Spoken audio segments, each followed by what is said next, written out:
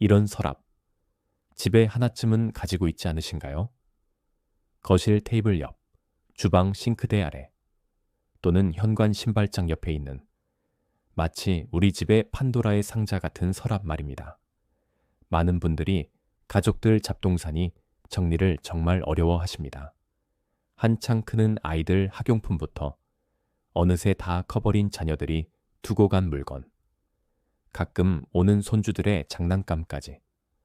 그 물건들은 단순한 짐이 아니라 세월과 추억이 뒤섞여 있어 더 그렇죠. 어느 집이던 집안 곳곳에 온 가족의 잡동사니는 물론 아이들의 성장 흔적과 세월의 자취까지 뒤섞여 그야말로 블랙홀이 돼버린 곳이 있기 마련이지요. 바로 이 서랍입니다. 열기 전에는 안에 뭐가 들어있지? 하며 기억조차 희미하지만 막상 열어보면 보시는 것처럼 온갖 물건이 서로 뒤엉켜 있습니다. 언제 샀는지 모를 마른 건전지, 짝 잃은 리모컨, 정체 모를 케이블들.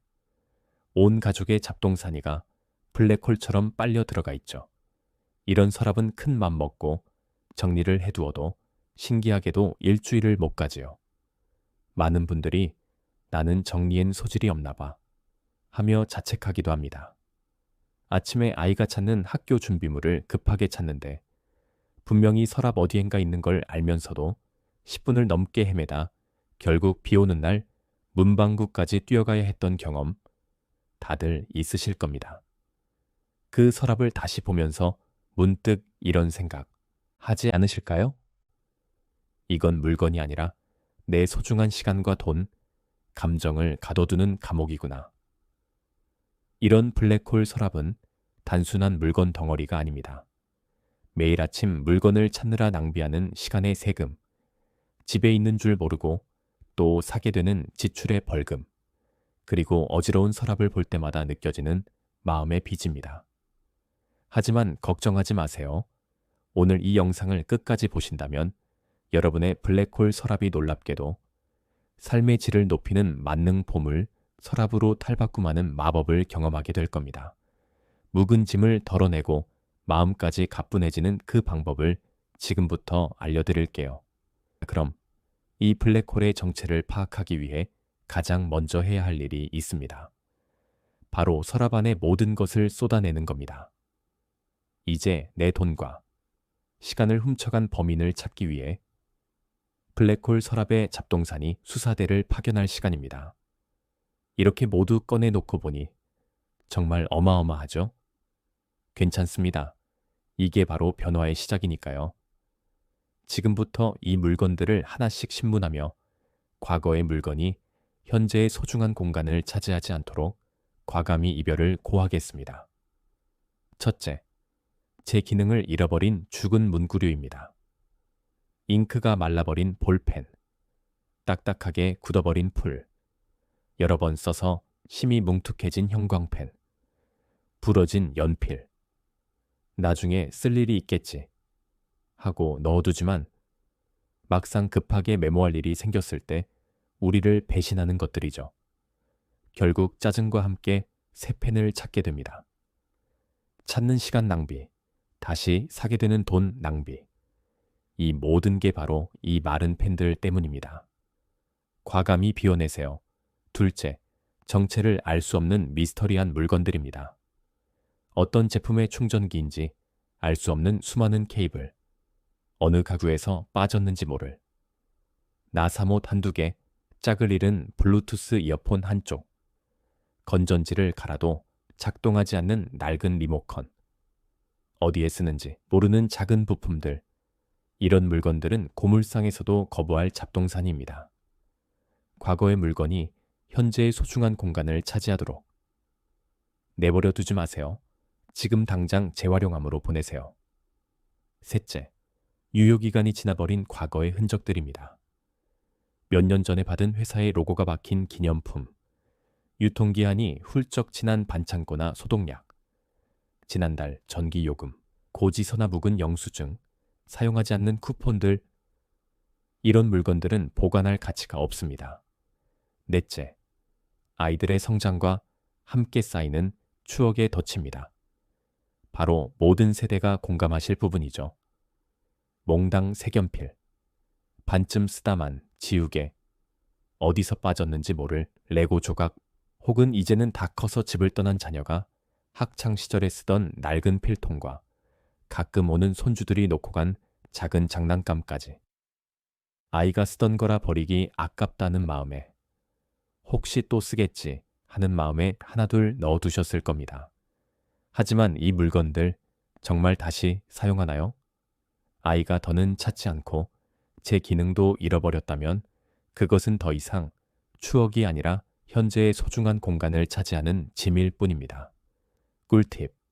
아이 연령에 맞는 지혜로운 비움을 실천해 보세요. 아이가 어리다면 함께 장난감 병원 놀이를 해보세요. 아픈 장난감은 치료해서 장난감 나라로 보내준다고 이야기하며 즐겁게 비워낼 수 있습니다. 자녀가 다 컸다면 버리기 아까운 물건은 사진을 찍어 소중히 보관하고, 물건 자체는 필요한 이웃이나 단체에 기부해 사랑을 나누는 것도 좋은 방법입니다. 이제 마음까지 시원해지는 텅 빈 서랍이 준비됐습니다. 지금부터가 진짜 마법의 시작입니다. 이제 다시는 물건이 쌓이지 않는 완벽한 수납의 기술을 알려드릴게요. 기술 하나.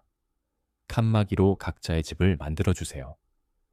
칸막이는 서랍 속 물건들에게 각자의 집 주소를 만들어주는 것과 같습니다. 문구류, 전자제품, 비상약품, 공구 등으로 구역을 나눠보세요. 마치 아파트처럼 각자의 주소가 생기면 물건들이 더 이상 길을 잃고 섞이지 않습니다. 기술 둘. 투명 수납과 라벨링으로 정체성을 부여하세요.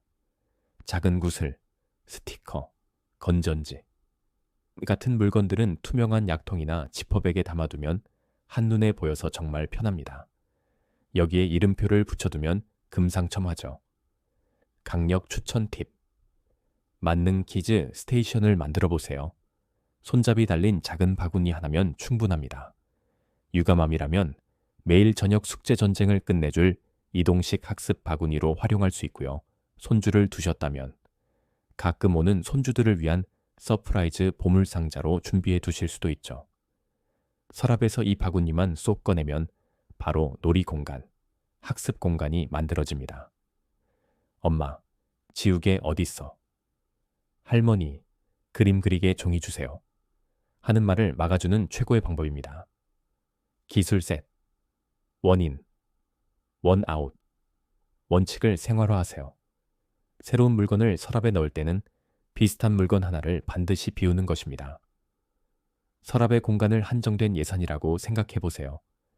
예산을 초과하면 안 되듯 정해진 공간 이상으로 물건을 늘리지 않는 겁니다. 이 원칙은 물건이 다시 쌓이는 것을 근본적으로 막아주는 가장 강력한 살림의 지혜입니다. 오늘 우리가 정리한 것은 단순한 서랍 하나가 아닙니다. 그것은 엄마, 내 가위 못 봤어? 로 시작되던 작은 전쟁의 종식이자, 어머니, 집에 혹시 반창고 없어요? 하는 다 큰 자녀의 요청에 당황하지 않는 여유를 되찾는 과정이었습니다. 첫째, 시간과 돈을 되찾습니다. 물건을 찾는 시간이 줄고 중복 구매가 사라지면서 불필요한 지출이 줄어듭니다. 그 아낀 시간과 돈으로 나를 위한 차 한 잔의 여유를 즐길 수 있습니다. 둘째, 정신적 여유를 얻습니다.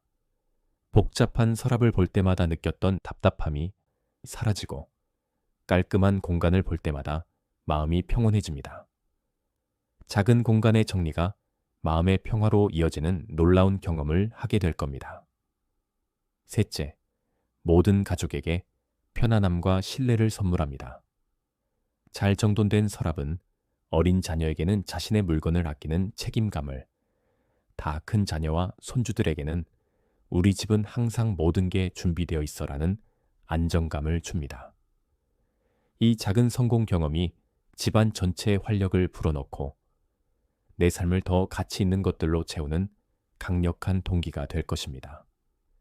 미니멀리즘은 단순히 버리는 행위를 넘어섭니다. 그것은 내 삶의 주도권을 되찾고 내게 정말 소중한 것이 무엇인지 선택하고 집중하는 가장 적극적인 삶의 태도입니다. 오늘 영상을 보시고 가장 먼저 정리하고 싶은 서랍은 어디인가요? 여러분의 계획을 선포해 주세요. 여러분만의 지혜가 있다면 댓글로 함께 나눠주세요. 우리 함께 지혜를 모아 더 여유롭고 편안한 삶을 만들어가요. 물건의 짐에서 벗어나 진정으로 중요한 것들로 가득 채워진 여유롭고 행복한 삶을 꼭 경험하시길 바랍니다. 여러분의 삶이 더욱 가볍고 풍요로워지길 진심으로 응원합니다. 지금까지 행복 인생이었습니다. 감사합니다.